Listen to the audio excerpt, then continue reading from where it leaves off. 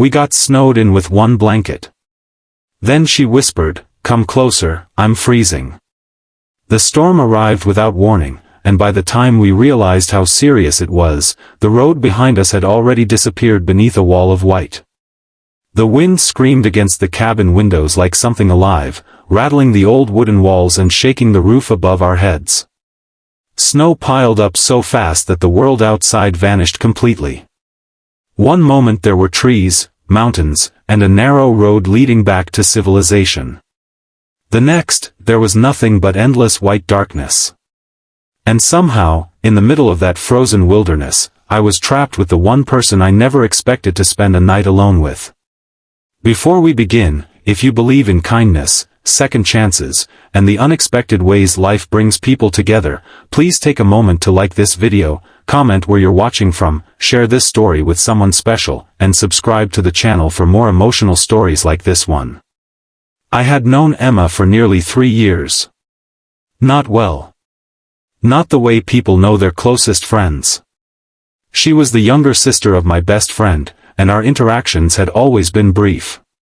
Family gatherings. Birthday parties. Occasional holiday dinners. The strange thing was that every time we met, it felt like there was something left unsaid between us. A lingering glance. A smile that lasted slightly too long. A feeling neither of us ever acknowledged. Then life pulled us in different directions. Months passed without contact. Until that weekend. The mountain retreat had been my idea. I needed time away from work, away from stress, away from a city that felt increasingly loud and exhausting. When Emma unexpectedly arrived at the lodge parking lot, carrying 2 bags and looking equally surprised to see me, I assumed it was just a coincidence. Apparently, her reservation at another cabin had been cancelled due to maintenance problems. The lodge owner offered the only available cabin nearby. Mine. At first, we laughed about it. Then the storm arrived. And suddenly the joke wasn't funny anymore. Power lines went down before sunset. Cell service disappeared. The roads closed. The radio warned everyone to stay indoors until rescue crews could reach the mountain roads. The tiny cabin became our entire world. By midnight the temperature had dropped dangerously low. The fireplace was struggling. The emergency generator had failed. And after searching every closet, every storage box, and every corner of the cabin, we discovered a problem neither of us expected. There was only one blanket. One. Old. Thin. And barely large enough for a single person. The situation would have been awkward under normal circumstances. But survival has a way of stripping away pride. The cold seeped into everything. Into the floorboards. Into the walls. Into our bones. We tried staying awake. We tried sitting near the fireplace. We tried wrapping ourselves in jackets and towels. Nothing worked. Hours passed. The cabin grew colder. And eventually exhaustion defeated stubbornness. The blanket was spread across the small couch. We sat on opposite ends at first, pretending the distance mattered. Pretending we weren't both shivering uncontrollably. Pretending our hearts weren't beating faster than normal. Outside, the storm continued its relentless assault. Inside, silence settled between us. Not uncomfortable silence. The kind that feels heavy with possibility. I found myself studying the firelight dancing across Emma's face. The soft shadows. The tired eyes. The courage she was trying hard to hide. She looked vulnerable. Human. Real. Far different from the confident woman I remembered. And for the first time, I realized how lonely she seemed. Then she finally spoke. Her voice was barely louder than the crackling fire. She admitted she had been struggling. Her job had ended unexpectedly months earlier. A long relationship had fallen apart. Friends she trusted had slowly disappeared. From the outside her life looked fine.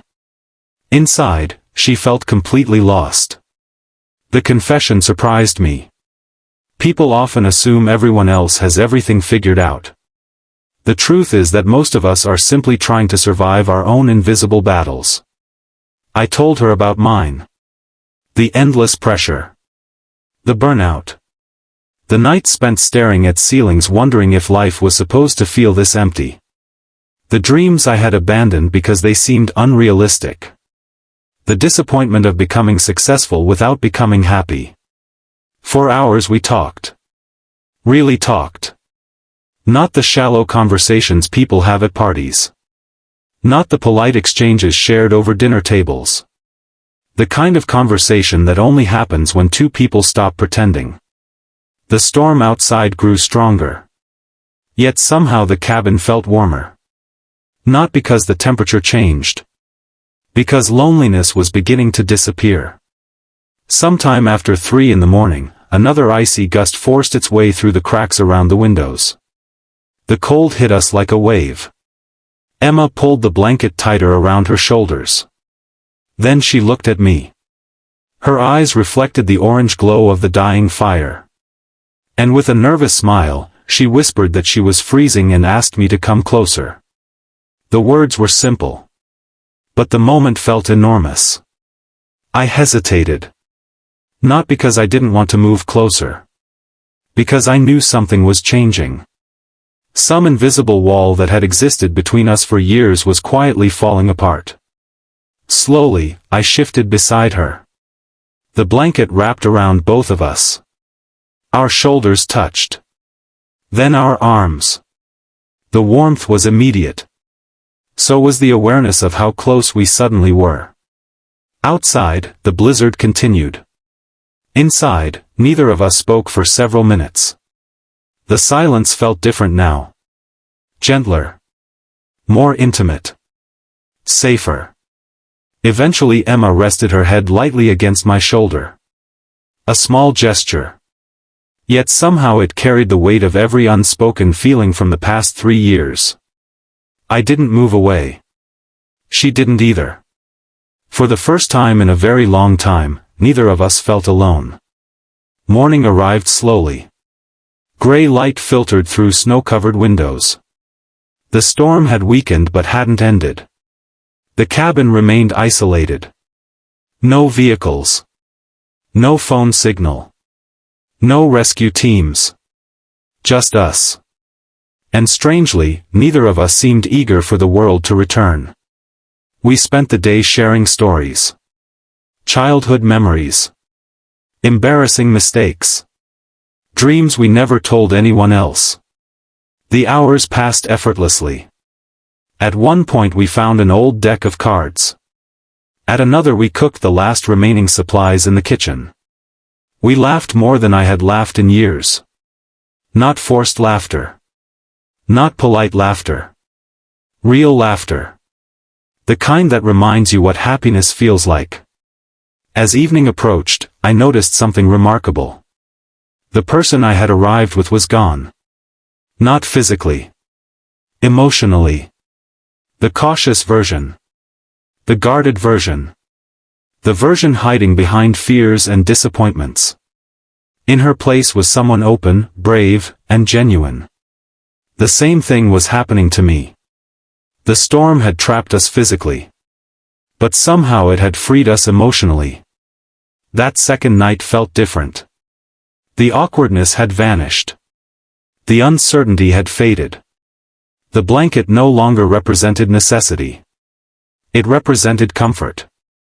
Connection. Trust. Late that evening, Emma asked a question that caught me completely off guard. She wanted to know whether I had ever regretted not reaching out to her. The room suddenly felt very quiet. Because the answer was yes. Many times. More times than I cared to admit. I told her the truth. I had always assumed she wasn't interested. I had convinced myself friendship was safer than rejection. So I stayed silent. Year after year. Opportunity after opportunity. Watching life move forward while doing nothing. Emma smiled sadly. Then she confessed something that made my heart stop. She had been waiting for me. All those years. Waiting for a message. A phone call. Any sign that I felt the same way. Neither of us knew whether to laugh or cry. 2 people. 3 years. Countless missed opportunities. All because of fear. It was astonishing how much time fear can steal from a life. That night we sat together near the fireplace long after the flames faded. Talking about everything. Talking about nothing. Simply enjoying the rare gift of being understood.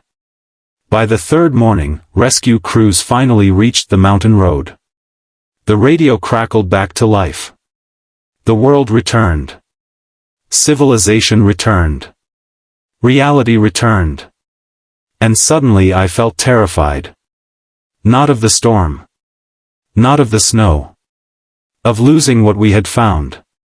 Because sometimes extraordinary connections only exist inside extraordinary moments. I worried the magic would disappear once normal life resumed. Emma must have sensed it. As we packed our belongings and prepared to leave, she looked at me with the same calm expression she had worn throughout the storm. Then she took my hand. A simple gesture. But one that answered every question neither of us wanted to ask. The drive back to the city felt shorter than the trip up the mountain. Maybe because neither of us was alone anymore. Weeks became months. Months became years. Life remained imperfect. There were challenges. Arguments. Unexpected setbacks. The normal difficulties every relationship faces. But there was one thing we never forgot. That storm. That cabin. That single blanket. The night 2 lonely people stopped hiding from each other. Today, whenever winter arrives and snow begins falling outside our windows, Emma always smiles. She remembers the freezing cabin. The howling wind.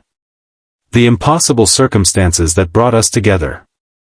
And every single year she jokes that we should probably keep an extra blanket in the house. Not because we need it. But because one blanket changed our lives forever. Before we reach the ending, I have a special request. Please comment the word hope below if you believe the best moments in life often arrive when we least expect them. As I look back now, I realize the storm was never the real story. The real story was about timing. About courage. About choosing connection over fear. Sometimes life places us exactly where we need to be, even when it feels inconvenient, uncomfortable, or unfair. Sometimes the road disappears beneath snow so we stop running. Sometimes silence forces us to speak. Sometimes one unexpected moment changes everything. And sometimes the person you've been searching for has been standing nearby all along. If this story touched your heart, made you smile, or reminded you of someone special, please like the video, share it with your friends and family, leave a comment below, and subscribe to the channel. Your support helps these stories reach more people who may need a little hope in their lives today. Because in the end, the greatest warmth we ever find doesn't come from blankets, fireplaces, or shelter from a storm. It comes from another human being choosing to stay when the world outside grows cold. And that kind of warmth can last forever.